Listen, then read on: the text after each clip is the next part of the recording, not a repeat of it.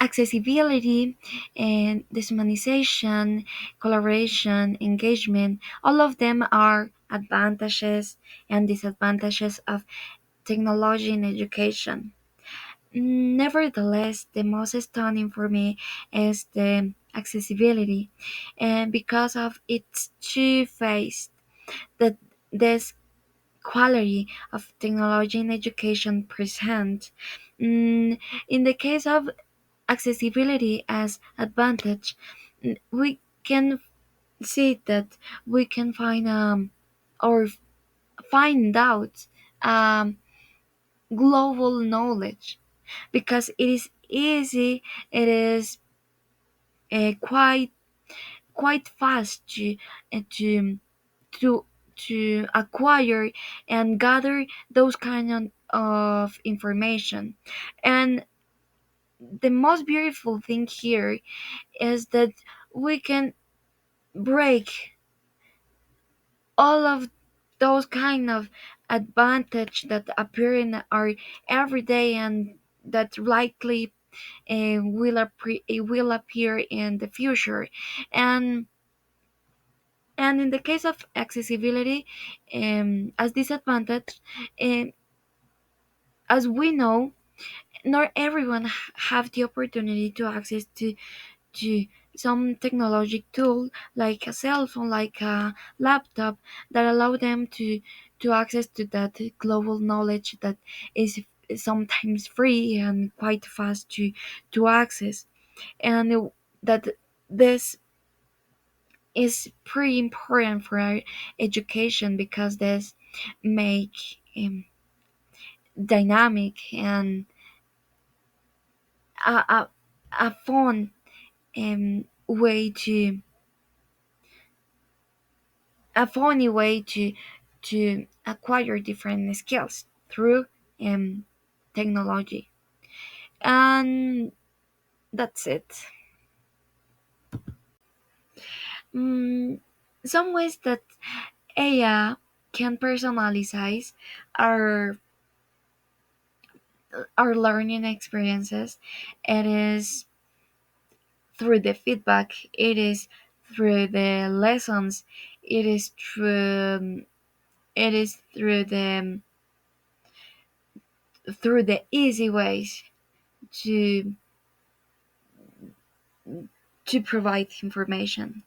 And first, for acquire that information, we need to learn how to ask. And for that, this is just up to us. We need to learn what is the accurate questions, questions mm, for receive a good feedback, for receive a good lesson, for receive the thing that we need for us. And for that, we need to be conscious about what we really and actually need. Like, for example, if we didn't understand a topic eh, in the class, we can upload or we can um, set up a careful and a conscious question about that topic. Um, from this question, the intelligential or intelligence can create a personalized lesson plan or lesson, or can personalize a feedback for you. Or that is the thing, just to learn to ask the accurate questions for receive a personalized learning.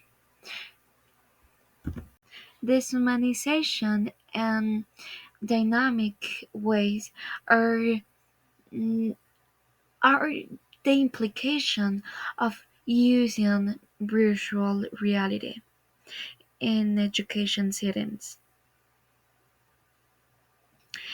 And in the case of deshumanization, it is easy to know that um, if um, we can touch, something that is not real, just putting um, a technological tool um,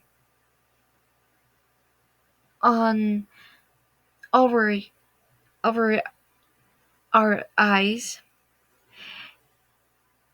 It is just something that we can we can lost our mm, conscience about what is real and what is not real for us, and that is not the thing. That thing that is the a negative implication, that the student can lost that human part, lost that ability to know what is real and what is not real.